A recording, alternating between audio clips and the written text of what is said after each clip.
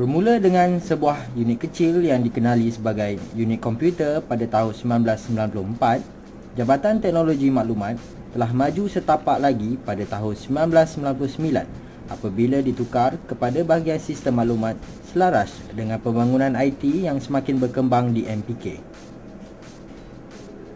Tidak berhenti di situ, peranan yang semakin meluas dalam memberi perkhidmatan ICT kepada majlis telah melayakkan ia dinaik taraf kepada sebuah jabatan yang telah dikuatkuasakan pada Januari 2007. Ia sejajar dengan strategi majlis untuk memperkemas dan mempertingkat mutu perkhidmatan kepada pelanggan. Jabatan Teknologi Maklumat terbahagi kepada 5 bahagian, iaitu bahagian pengurusan perkakasan dan rangkaian, bahagian pengurusan aplikasi dan pangkalan data, bahagian pengurusan multimedia dan pendidikan ICT, bahagian pengurusan keselamatan dan polisi ICT, dan bahagian pengurusan pentadbiran. Fungsi utama bahagian pengurusan perkakasan dan rangkaian adalah menyediakan infrastruktur dan kemudahan-kemudahan ICT kepada kaki tangan MPK, menyediakan perkhidmatan sistem rangkaian komputer dan internet MPK, menyediakan khidmat penyelenggaraan dan pembaikan perkakasan dan rangkaian MPK, menyediakan perkhidmatan email kepada kaki tangan MPK, menyediakan perkhidmatan video conferencing, menyediakan rangkaian CCTV di Bandar Kelang, menyediakan khidmat sokongan teknikal dan ICT bagi program MPK seperti mesyuarat, taklimat dan majlis-majlis rasmi. Sekarang kita berada di bilik teknikal di mana tempat-tempat perbaikan PC jalankan.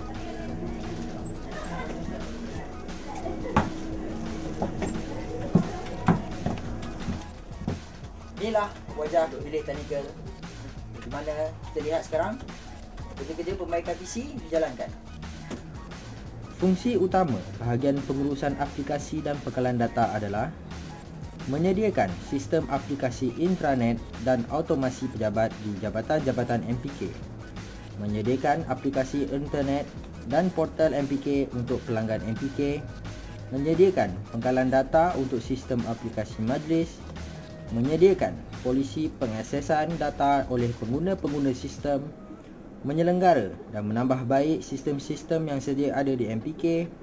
menyediakan perisian-perisian berlesen kepada pengguna, menyediakan khidmat sokongan dan latihan penggunaan sistem. Sekurang-kurangnya seminggu sekali, pegawai-pegawai di bahagian pengurusan aplikasi dan database berbincang dengan pengguna untuk memantau keberkesanan sistem-sistem yang telah dilaksanakan dan digunakan. Fungsi utama bahagian pengurusan multimedia dan pendidikan ICT adalah menyediakan dan mengemaskini laman web MPK, menyediakan platform atau media untuk publicity program-program MPK, menyediakan promosi dan hebahan bagi program-program dan informasi-informasi ICT MPK, menyediakan perkhidmatan video conferencing MPK,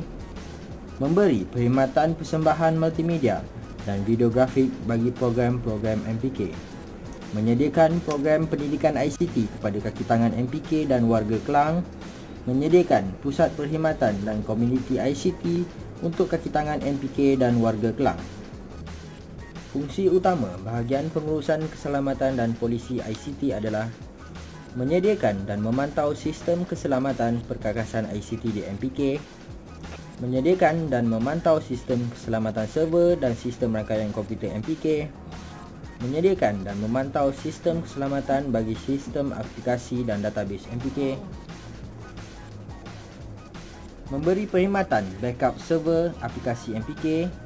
mengawal dan memantau pengaksesan pengguna email dan internet di MPK,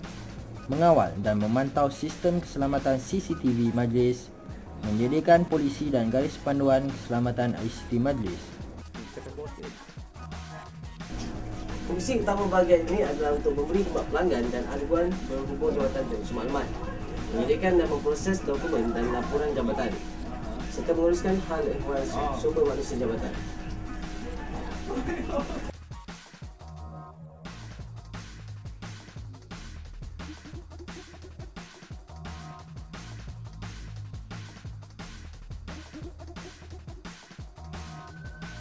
Jabatan Teknologi Maklumat telah menjadi sebuah jabatan yang penting dan merupakan tulang belakang bagi perkhidmatan di Majlis Perbandaran Kelang. Dalam memberi perkhidmatan kepada pelanggan, ICT dilihat telah menjadi barisan hadapan dalam memberi impak yang tinggi bagi keberkesanan sistem penyampaian di dalam organisasi. Oleh itu, pembangunan ICT perlu diletakkan sebagai satu agenda utama setara dengan agenda-agenda penting yang lain.